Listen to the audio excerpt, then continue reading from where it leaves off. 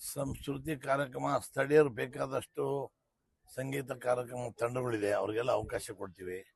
ಯಾಕಂದರೆ ಪ್ರತಿ ವರ್ಷ ಬೇರೆಯವ್ರು ಕರೆಸಿ ಮಾಡಿದ್ರೆ ನಮ್ಮ ಸ್ಥಳೀಯರಿಗೆ ಒಂದು ಪ್ರೋತ್ಸಾಹ ಕೊಟ್ಟಂಗಾಗಲ್ಲ.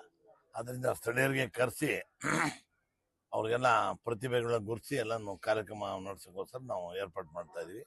ಇದು ನಾವು ಈಗ 9ನೇ ಶಿವರಾತ್ರಿ ನಾವು ಮಾಡ್ತಾ ಇರೋದು. ನಾವು MMLA ಆದ್ಮೇಲೆ 9ನೇ ಶಿವರಿಗೆ ಕಂಪ್ಲೀಟ್ ಶಿವನ ಮೂರ್ತಿಯಿಂದ ಹಿಡ್ಕೊಂಡು ಎಲ್ಲ ಕಂಪ್ಲೀಟ್ ಪೇಂಟಿಂಗ್ ಮಾಡಿಸ್ಬೇಕು ಅಂತ 10 ವರ್ಷ ಆಗುತ್ತೆ ಪೇಂಟ್ ಮಾಡಿ.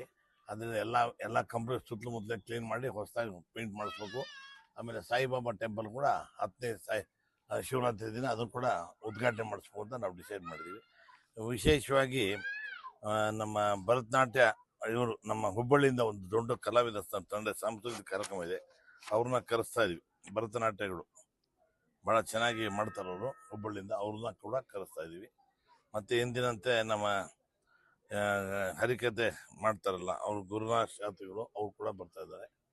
ಹಾಗೆ ವಿವಿಧ ಕಾರ್ಯಕ್ರಮಗಳನ್ನು ನಾವು ಇಟ್ಕೊಂಡಿದ್ವಿ ಶಾಲೆ ಮಕ್ಕಳಿಗೆ. ಆಮೇಲೆ ವಿವಿಧ ವಿದ್ವಾಂಸರು ಸ್ವಲ್ಪ ಸನ್ಮಾನ ಕಾರ್ಯಕ್ರಮಗಳು ಕೂಡ ಇಟ್ಕೊಂಡಿದ್ವಿ. ಎಲ್ಲರೂ ನಮ್ಮ ಗ್ರಾಮದ ಜನತೆ ಎಲ್ಲ ಸಹಕರಿಸ್ಬೇಕು ಅಂತ ವಿನಂತಿ ಮಾಡ್ಕೊತೀವಿ. ಮುಖ್ಯ ಶಿಕ್ಷಕರನ್ನ ನಾವು ಕೂಡ ಲಿಮಿಟೆಡ್, ಭಾಳ ಜನ ನಾವು ಲಾಸ್ಟ್ ಟೈಮ್ 20, 30, 50 ಕೊಡ್ತಾ ಇದ್ವಿ. ಈಗ ಸ್ವಲ್ಪ ಲಿಮಿಟೆಡ್ ಮಾಡಿ ಒಂದು ಅವ್ರಿಗೆ ಭಾಳ ಚೆನ್ನಾಗಿ ಗುರುತು ಮಾಡಿ ಒಳ್ಳೆಯವ್ರಿಗೆ ಕೊಡ್ಬೇಕು ಅಂತ ಡಿಸೈಡ್ ಮಾಡಿದ್ವಿ. ಪ್ರತಿ ವರ್ಷ ಮಾಡ್ತಾ ಇದೀವಿ.